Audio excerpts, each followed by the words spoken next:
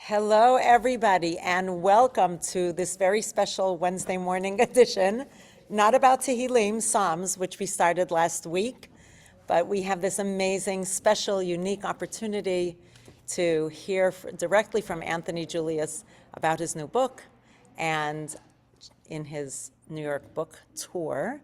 I'm going to spotlight us. Please feel free to drop questions or comments into the chat. Anthony, you should be able to unmute. Yes. Excellent. Just a moment as I spotlight you as well. There we go. All right. Amazing. All right. This is really exciting. I had the opportunity in between a few days ago when we discovered we had this opportunity, and today I was able to order the book. So here's the book. This book is called Abraham, the First Jew. It's really cool. I'm excited to read it in detail. I haven't had that much of a chance to read it yet. But first, let me tell you a little bit about who Anthony Julius is. And we are so honored and delighted that you made time for us and we were able to catch you in between your many engagements and hopping on a flight very soon back to England. So, okay. Anthony Julius is deputy chairman at the international law firm Mishon Dereya. Mishkan Dereya. Oh, Mishkan, got it, see, okay. And like over 40 years? Is that what I saw? 45th anniversary Amazing. last September. Baruch Hashem, Yashar Koach, that's amazing.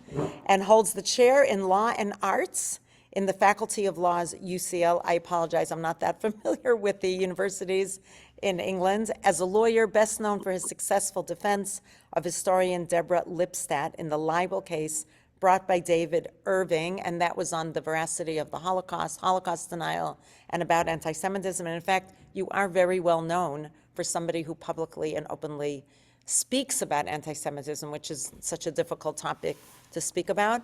For those who don't know, I actually lead an anti-Semitism committee. I said, we can't call it the Anti-Semitism Committee.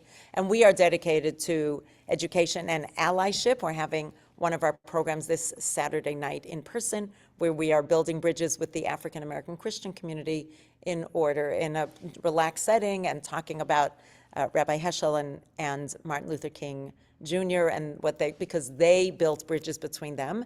And one of the ways to combat anti-Semitism is simply to build bridges with people so that people won't be scared of Jews or believe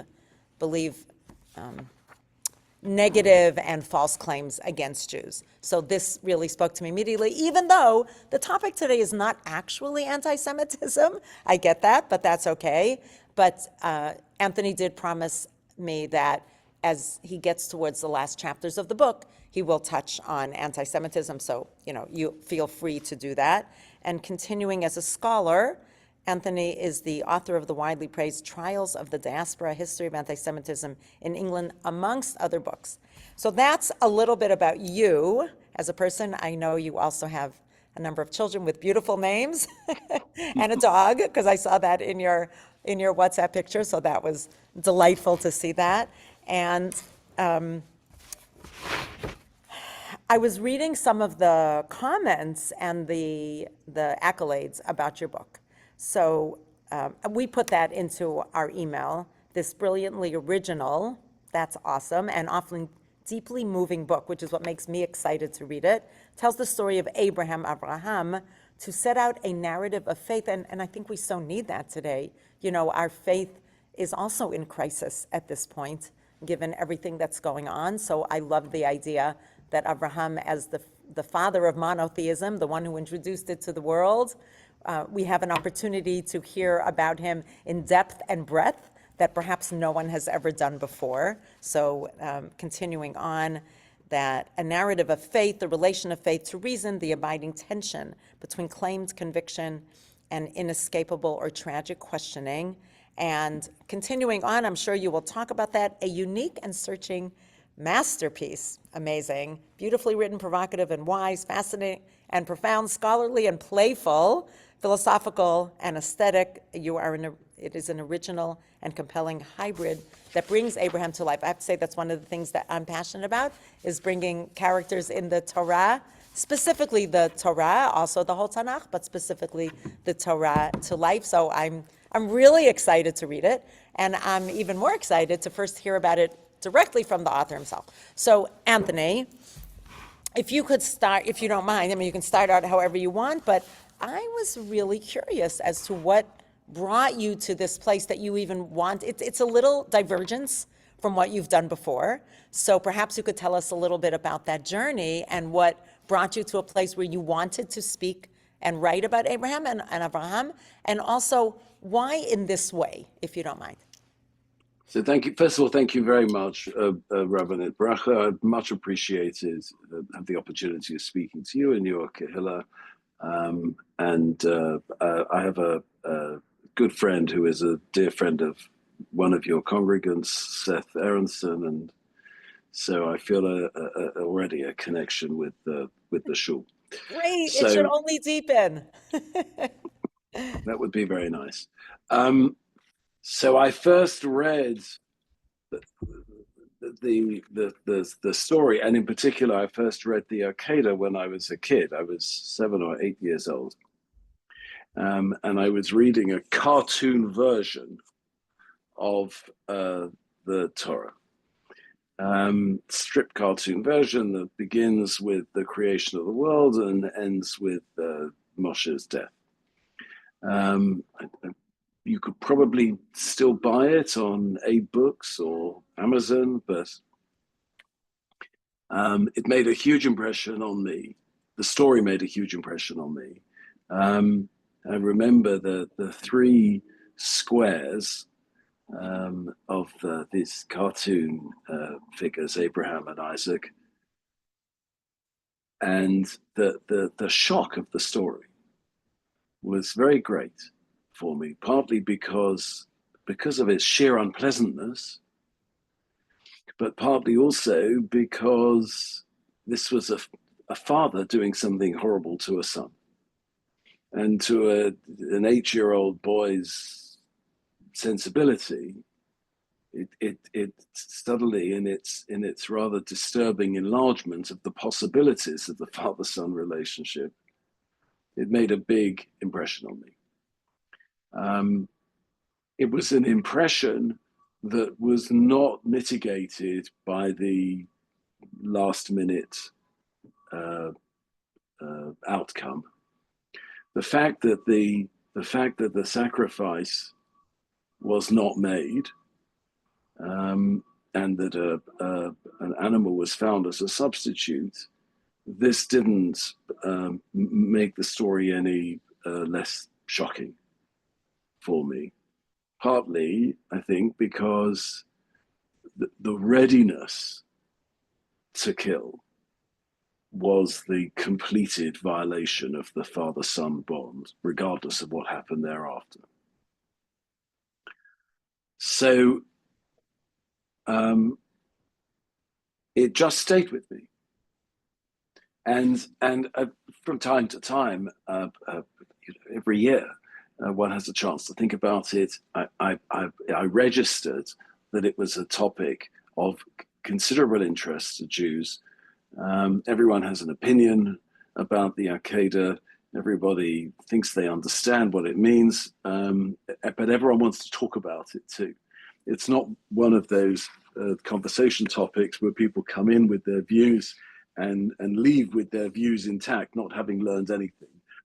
It has a quality of a kind of magnetic quality that also stimulates discussion and enlarges understandings. So about 5 years ago, I was asked by the general editor of the series, the Yale Jewish Life series, to write a biography of a Jewish judge. And I thought, one Jewish lawyer writing about another Jewish lawyer, not that interesting. So I declined. But then a year or so later, this is turning over in my mind, the opportunity that approach might mean for me. I went back to the editor and said, here's an alternative idea. Why don't I write the biography of Abraham? um, to so to speak, repay a debt that I'd contracted as an 8-year-old. But also to put the Arcada in the context of the whole life, not as the final but separate test in a series of tests, but as an event that is fully integrated into a larger narrative. So he said yes, and I then spent 2 years writing the book, and that's the one that we're here to talk about now. Amazing. I would love to hear, again, I haven't read the book yet. That will happen in the future. What did you draw on? Did you draw on classic commentaries? Did you draw on? I was very struck by how you wrote Abraham 1 and Abraham 2, which reminded me of Rabbi Soloveitchik's Yeah. Adam 1 and Adam 2. And if you could tell us a little bit about both what you drew on and then how you constructed the book, that'd be great. Yes. So I mean, I was um, going to write a book about sorry, I'm sorry. I'm just making my phone is about to die, so No, I need to charge it. I had okay. the wrong charger in. Take your That time. should be no. It's fine. It's fine. I'd rather foolishly put the earphones charger in, which wasn't attached to a plug. I couldn't understand why it wasn't charging. Anyway, Travel, yes. yes. So you asked me about sources. So the brief was to write a book in the Yale Jewish Life series, one Jew writing about obviously Lahavdil, but one Jew writing a book about another Jew. And it was important to me also to write inside a kind of discourse which has its own integrity, rather than just drawing in a more kind of heterogeneous way on this and that. So the first place, obviously beyond the Torah itself, the first place I looked was at the Midrashic commentaries.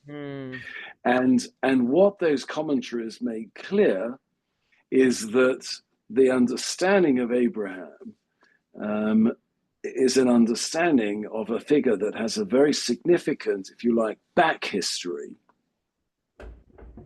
that precedes his arrival in the Torah That's as so true. a man with his family living in Haran. Now, if you look beyond the purely midrashic accounts to Maimonides, to the Rambam. The Rambam in the both in the Mishnah Torah and in the Moran Nebuchim. Abraham is for Maimonides. Abraham is the exemplary Jewish philosopher who arrives at an understanding of the unity of the Almighty through a process of self-interrogation.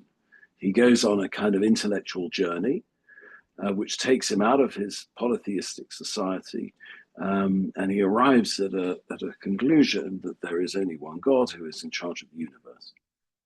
So putting together the midrashic insistence on a pre-Haran Avraham, and the Maimonidean insistence that Abraham is the first philosopher who arrives at an understanding of God not through revelation, but through self-interrogation. He pulls God, so to speak, out of his own head.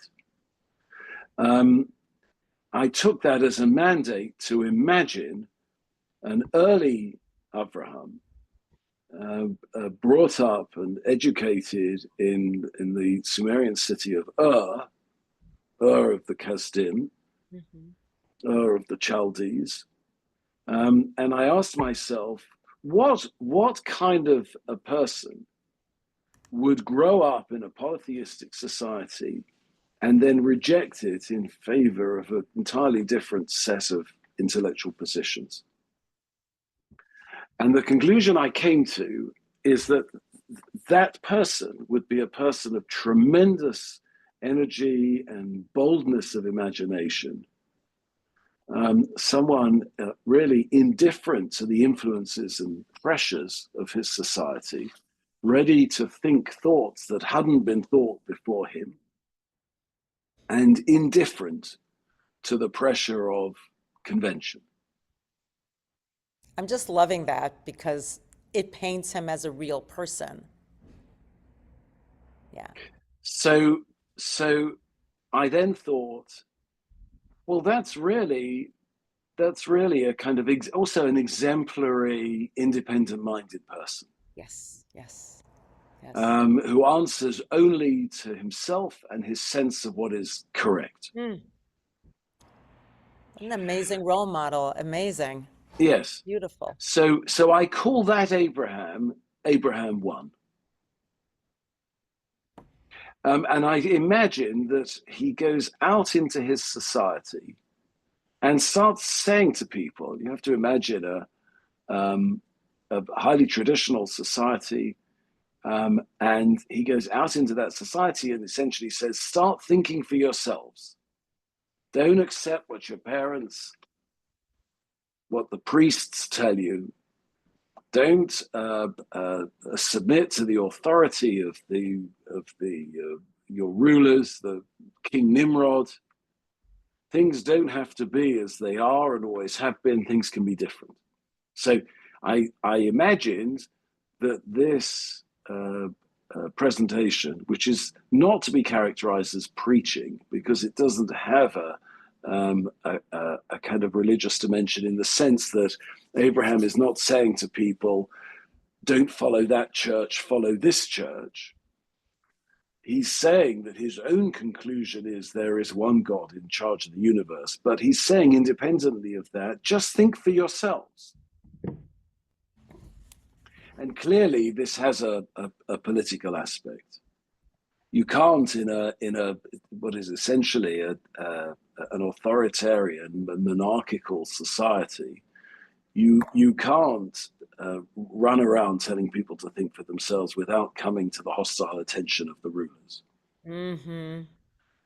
But perhaps I should stop at this point, and allow a further question, and then Yeah. I'll carry on relating Yeah. the story. Great. I just have to say, when you said the think for yourselves, you reminded me of a scene in Life of Brian. I don't know if you're a Monty Python fan. I am, of course, and Life of I think we'll Brian is, see. where he stands up and says, "You are Yes, all exactly. individuals." There's Yes, thousands of people, and they say, "We are all individuals." And one person exactly. says, "I'm not." Yes, of course. It's a It's a brilliant wild, scene. wonderful, wonderful. The only individual is the one who insists that he's not an individual. Correct. It's just a great tongue-in-cheek moment. So thank Yes, you for reminding me of that yes, wonderful scene in Life of Brian, and loving the quirkiness and ironic. Yes. So, yes. okay. I'm curious also how much of your book, because again, I just managed to look through it, and how much of it you feel is a philosophical treatise, is that how you pronounce it? And Yes, how much of it is a narrative? yes. And so I would ask you to touch on that. And also, who do you think this book would appeal to?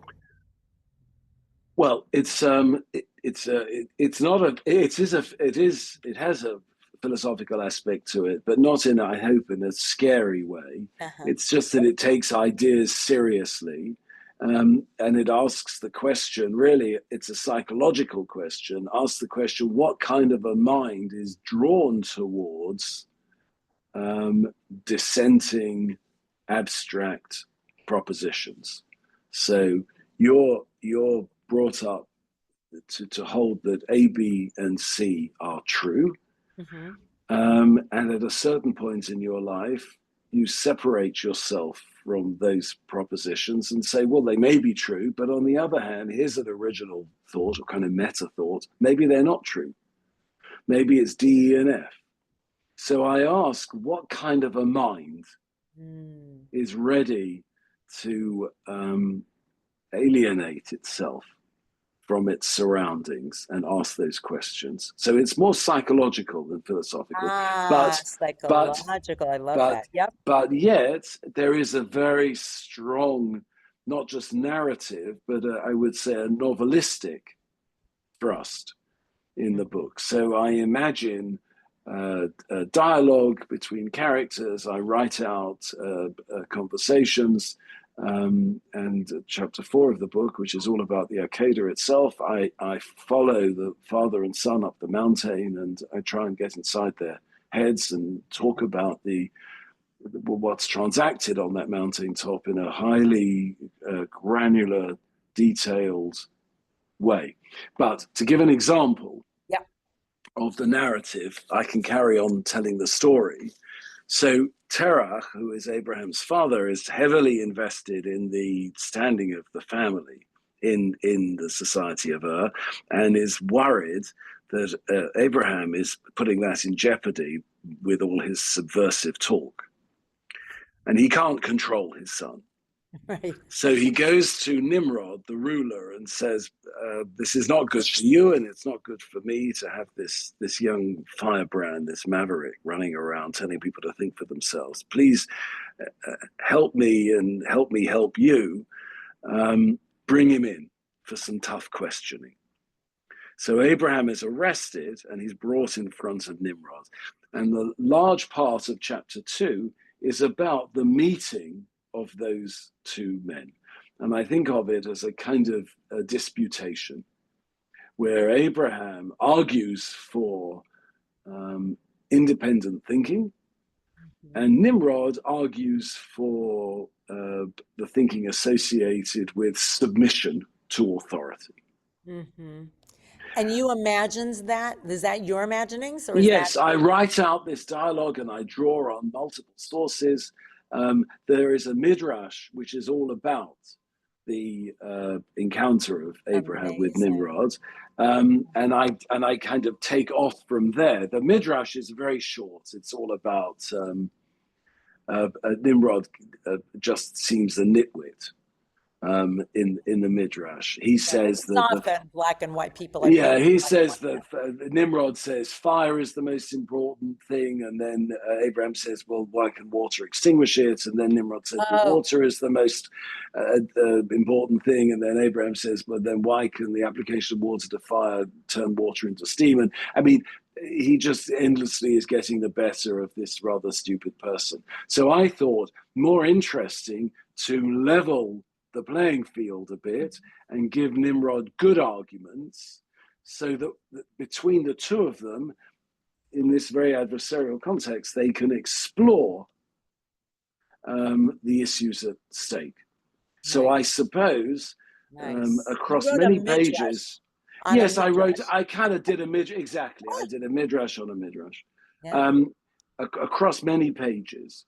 And I write about it with all the color and the drama that I could summon. The reaction of each to the other, I suppose that it's done in public. Nimrod has his own prestige at stake. He's debating in front of his courtiers and advisors Mm, and so on. And there is a point at which Nimrod loses patience because Abraham has the better of him in the argument, right. and Nimrod condemns him to death. And that's the furnace part. And that's the furnace part, and they go down into the depths of the palace, and the furnace is being stoked up, and Abraham is roughly pushed into it, and Terah begins to plead with Nimrod, this has gone too far. I certainly Mm, didn't intend my son's life to be in jeopardy. Let me take him, and we'll leave the city. You'll never see us again. We won't represent any threat to you anymore, but just let him live. And at the same time, Abraham, who has this conviction that there is a God, but has no understanding or reason to suppose that this God has any interest in humankind, still less in him personally, in Abraham personally, Abraham begins to pray. love that. So he's praying to God at the same time that Terach is pleading with Nimrod. And then there's a moment, and Nimrod says, release him. And Abraham experiences that as a miracle. and I leave it open. Clearly, if it is a miracle, it's a miracle as Nachmanides denominated it, a hidden miracle. That's to say, a miracle, but one which is in accordance with the order of things. Nachmanides makes a distinction between open miracles and hidden miracles. An open miracle is where the sun doesn't move from the center of the sky, in other words, contrary to nature. And a hidden miracle is a miracle which can be explained in naturalistic terms, but in fact is a result of God's intervention. So this is a hidden miracle. Is it hidden wait, the part that he didn't get consumed by the flames is hidden? No, the hidden bit, no, because that would be an open miracle. Correct, yes. The hidden miracle is that before the flames could attack him, Nimrod changed his mind and released him. Got it. Okay, thank you. I guess I missed that. No, it's a good challenge, but that's the.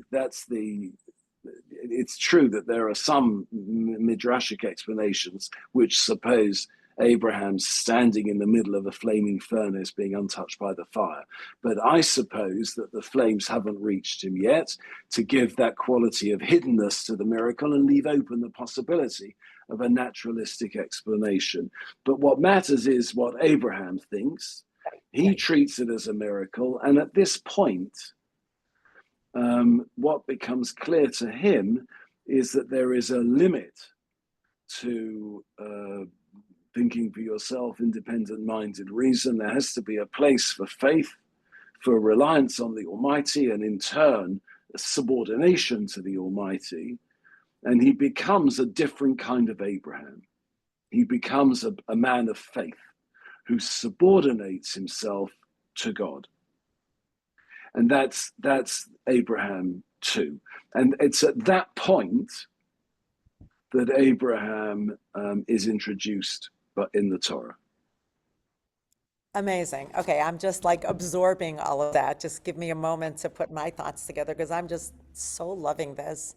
So I'm just going to recap a little bit of some of the things you said. First of all, and this I know is also in some of the reviews or summaries of your book that I read in the articles, that while we know about Moshe's background, for example, Moses, but we don't know about Abraham, and the only thing we really know about Abraham is what Midrash tells us.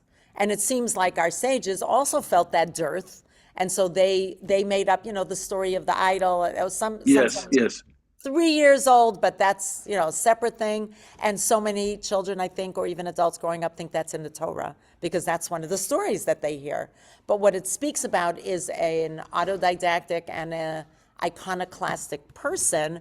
And so you said, I think that's missing. Let me develop that more thoroughly. And also you found moments in his life which were transitional moments, which you flesh out both with what's clear is that he brought monotheism into the world, and kind of putting together, I love this, what you said, the psychological, the philosophical, and the narrative, that feels a little bit, I'm not comparing it to the Torah, but just like our Torah is not very specific about being a history book or this or that, you put a few things together, so I think that's a wonderful way to represent it. It's not just a narrative, which would feel more surface, but you go deeper into it. Now, I want to say some things that came up for me. First of all, were there 3 transitional points? One of them from Abraham 1 to Abraham 2, which you make it very clear, like I'm reading here, Abraham prays to God when he's in the furnace. When he's spared from the flames, he undergoes a religious transformation. So, I would say as a child, and then when he goes from Abraham 1 to 2, so that would be 2 points. But you touched on the Akedah, and I don't see that as much. You say that the Abraham too is the man of faith who goes out into the world attracting converts, which we know from the text. So that's clear. Like there's definitely a weaving in of midrash and text, and of course the text is our seminal proof of things. He embraces the reality of a personal God who's able to commune with him. But you started out the whole narrative, or this whole interview or book talk, saying it's actually the Akedah. And you painted a picture of Abraham actually going through a different kind of a change after the Akedah, because clearly you said that severed his relationship with Yitzchak, And we also, I don't know if you touch on this, he doesn't speak to God directly after the Akedah, Bravo. and he doesn't Absolutely. speak to his wife, who dies. Who dies? So is Exactly. there an Abraham 3? And I'm not saying there should have No, been. I'm just no, asking. no, no, So no. I mean, please. this is great. That you haven't read the book and you're asking these questions is tremendous. So, you know, I should only have such readers. So thank you very much. Um, so the reason I talk about Abraham at 1 and Abraham 2 is that the Abraham before coming to God is a kind of pre-Abraham. He doesn't figure for us in our own thinking as Jews. And there isn't an Abraham 3 for a reason which I will give now if it's convenient. Perfect. What I say, and this then, the fact that there isn't an Abraham 3 allows me to make the, in a kind of sense, the big point in my book. So Abraham 1 is this inquiring, curious, self-interrogating, think for yourself kind of challenging person who takes no prisoners, who pursues the argument wherever it leads, and is utterly uninterested in what other people think, unless they have arguments that he recognizes as good challenges to where he is at any particular moment. So that's that. And that's a very important element in our religious culture. We value that kind of a person. Yes. Abraham 2 is the exact opposite. Abraham 2 is the person who gives up all that intellectual autonomy, if you like, in gratitude and in favor of a life of subordination to the Almighty. And we have that value too in our faith. Wow. Okay. And the question is, how do the two relate? And Abraham's life is the first formulation of that question, and we live inside that question ourselves. So we don't get beyond Abraham in our own lives. We relive that dilemma. Now, let me come to the Akedah. The furnace is the crisis for the first Abraham. Clearly, reason alone will not get him out of the furnace. Right. He reaches the limit of independent, isolated living. He needs a community. He needs an active, involved, personal God who cares for his welfare. So the furnace is the crisis for Abraham 1. Is there a crisis for Abraham 2? Yes, and that's called the Akedah. Now, the problem for the pure man of faith in the Akedah is that it cannot be assimilated to any model of a safe relation between God and man. You cannot submit yourself unconditionally to a life of faith if you risk that kind of command being made to you. So at that point, the Akedah becomes a challenge to faith in the way in which the furnace is a challenge to reason. And my argument is that as Jews, we live with Abraham 1 and Abraham 2, and we live with the challenge to Abraham 1 and the challenge to Abraham 2. Whoa. That's awesome. Give me a second to integrate that. Wow. That's really beautiful.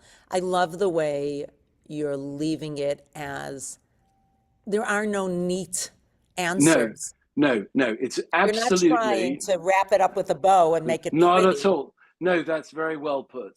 It's a completely, if you like, anti-consolatory view of Judaism.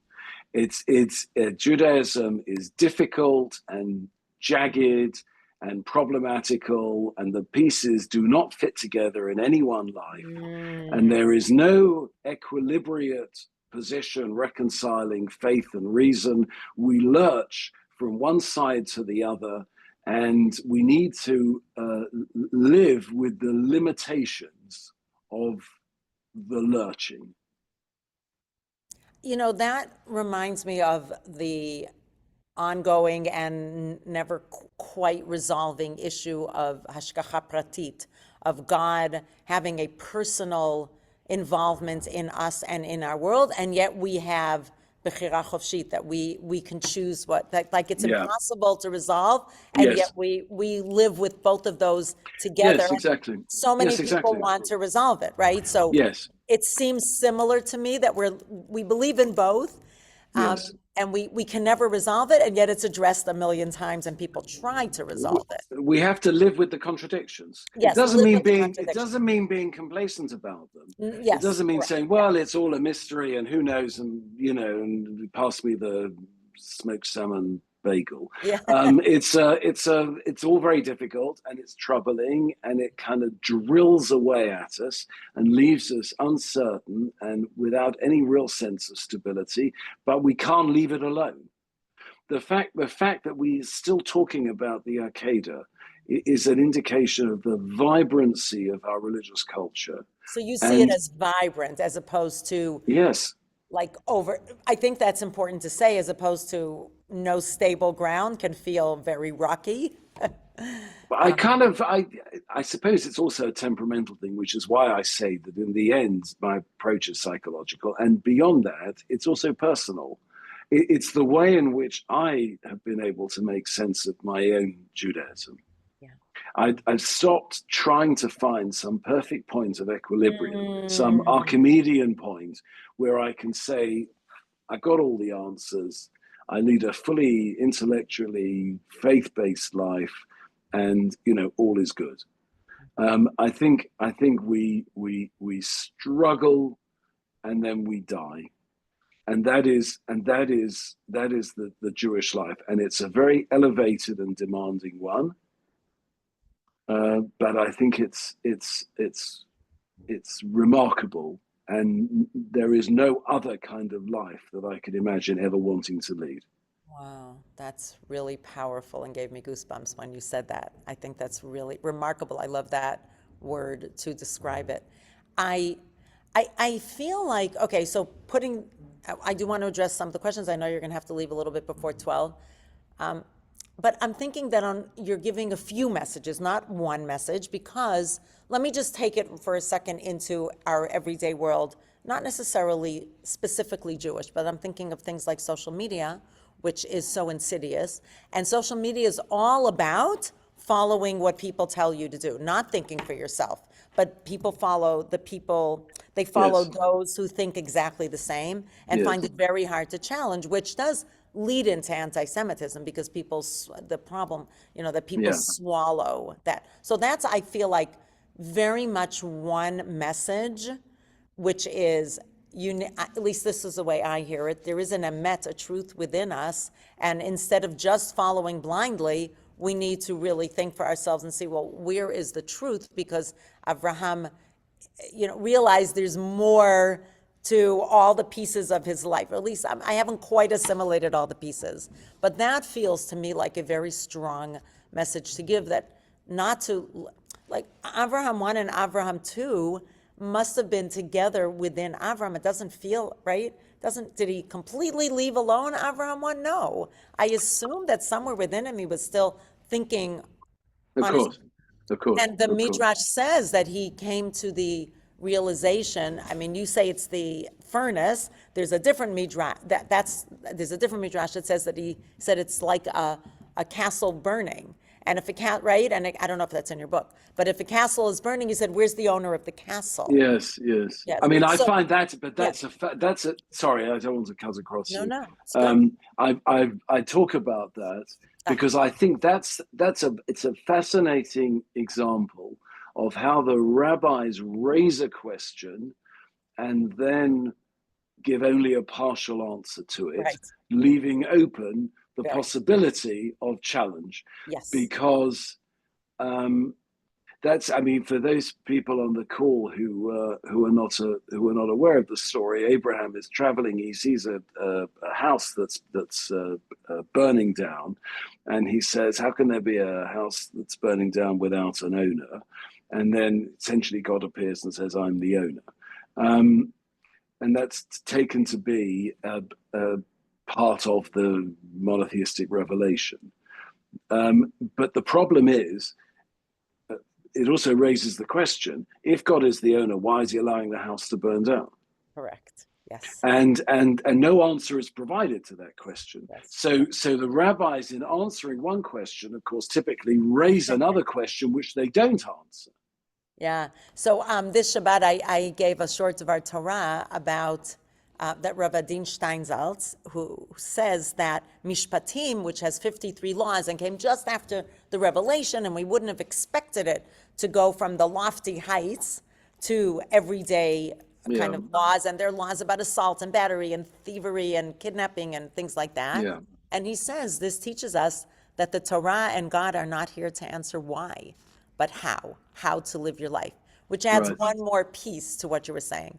So let's go to some questions before you have to leave. Are you okay with that? Yes, of course. Well, one person. Other people are invited right now to go into the chat, because what time do you have to leave, Anthony? Like 10 to 12 or 5? 5 to 12 is fine. At 5 to 12. Okay, so we have a few minutes. So, oh, that's interesting. Judy asked if there's any info on Abraham's mother, because we only hear about Terah. Yes. It's a really good question. I spent a lot of time thinking about how to address the Sarah's story, because it's a rather catastrophic. It's his wife, Abraham's wife. Yes, it's a rather catastrophic Well, story. she asked about his mother, but that's separate. No, I'm going to come to Oh, that. okay, great. I'm not treating all women as a homogeneous category. I promise you. Sorry, No. I mean, I'm just taking a slightly indirect route. So I spent a lot of time talking about Sarah and essentially the collapse of her marriage with Abraham. I wanted to talk about Abraham's mother, Terah's wife, and I found that, very interestingly, there is practically a total absence of any consideration of her. There's some question about what her name is. One or two different names are proposed. There is no interest shown in his mother, in the character of his mother, and essentially, I think what that demonstrates is it's two things. First of all, a society in which women had lost the status that they once had, because in Sumerian society, at an earlier stage, women had something approaching equal status, and they lost it by Abraham's time, which is something that registers with Sarah. But I think, secondly, it shows the very suspicious and somewhat critical view taken in the Torah of Abraham's parents generally. Abraham's parents are essentially not good for anything in the formation of Abraham's own life and spiritual development. And then the third of my 2 points is relations between parents and children is generally problematical in the Torah. Thank you. And this is the first indication of it. Yeah, beautiful. Lance Cohen himself, a retired professor, wrote you a very long note. I don't know if you're able to read the chat. Do you want to read it? Or you want me to read it out loud? There are a lot of pieces to it. Yes. That's nice. Karen asked a really nice question also. Yeah. So I'm asked, is Abraham Hamlet? I don't. Which is great. I mean, it's a great. I'm not taking this as a question. I'm taking it as a contribution to further thinking and understanding. Beautiful. So thank you very much for that. Yeah, he does that. He's great at that, Lance. But Karen asked, this is really great. Do you have a suggestion on how the Akedah should be taught to students in grades 3 to 6? That's a great question. Um, and the answer is I don't. In fact, I would positively not teach it because I think there is a real problem about teaching the Akedah in a way which is upbeat. Let's celebrate the fact that Abraham was tested and triumphantly passed his test, because it misses the whole tragic or catastrophic dimension of the Akedah, which Abraham is not able to walk away from, as you said yourself, Rabbanit. God has no further contact with him. Isaac has no further direct contact with him. Abraham's contact is through Eliezer, and Sarah dies, the rabbis say, in consequence of the Akedah. So this is Abraham leads the rest of his life in this condition of alienation and isolation. He marries or remarries. It's an open question whether he marries Hagar or some other person. He has no less than 6 children, all of whom essentially he exiles. Right. Don't stay in the fold. Yeah. Yes. So this is a person who ends his life in a state of general alienation And I think, did you despair. touch on that pasuk that Yes. Ve- Yes. That Abraham, he Hashem dies. berach et Abraham b'kol. Yeah, that He dies complete and fulfilled. And I say he's complete in the sense that he dies, so to speak, in his bed, having lived an extraordinarily long and rich life, and having established essentially the nation of Israel, right. but at gigantic personal cost. A gigantic personal cost. You know, Esther, who's coming up soon, saved Israel, and at a gigantic personal cost. She was stuck Yes. in the palace. That does Yes. happen. Yeah, it's an interesting point also. So I don't see any more questions in the chat, and you will have to go. So I want to ask Yes. you, what would you like to leave people on this call with? What message would you like to give us that will either entice us to read the book or something that you feel is important for us to know or think about? Any last thoughts? So I don't want to entice anybody to read the book at all, and I don't want to give a sales pitch. Not because I'm so self-important that I don't. I think it's beneath me. I'd love people to read I don't it. know if I meant it that way, but yeah. No, I know. I understand. I wrote it because I felt I needed to write it to understand my own faith. Beautiful. If anybody else thinks that they might find the book useful when asking themselves the question that I asked of myself, then I would only be happy. That's amazing. That's just amazing. Thank you. I love that. I couldn't have thought of a better ending. Do you have any thoughts that you wanted to add about anti-Semitism, or do you want to leave that alone?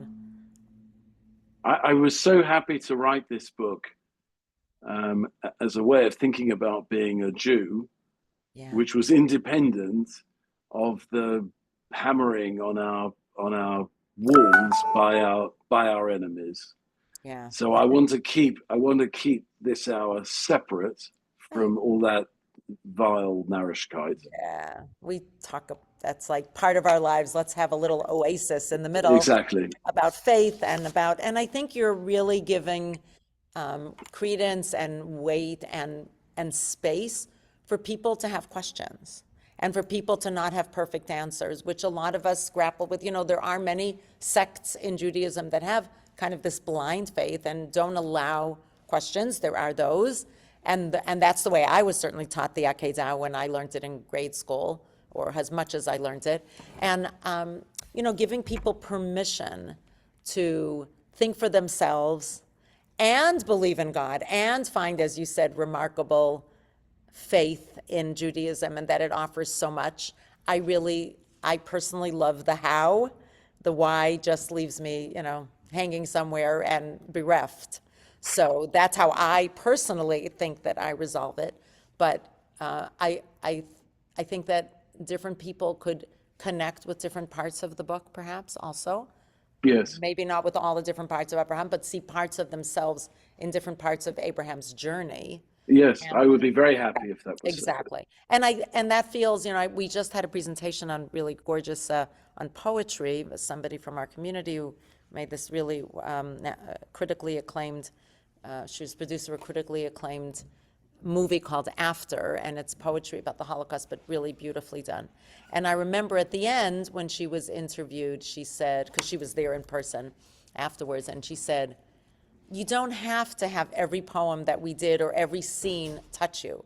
But if I was able to touch you, if the movie was able to touch you in some way, if there was one poem or one piece that touched your soul and spoke to you, that is what, would give her comfort or joy. And Yes. so I dare say that it's possible that people read the book and say, well, that doesn't, or maybe that feels like too polarized, but I see pieces of it that really speak to me, and you gave it Yes. words, and as well as creating a rich life for Abraham. So I want to thank you for that.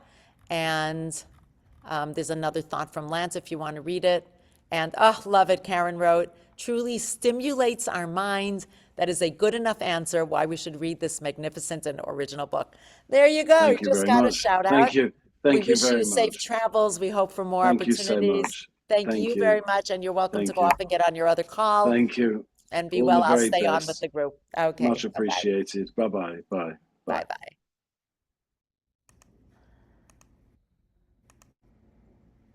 Okay, now is the time when I get to unmute you.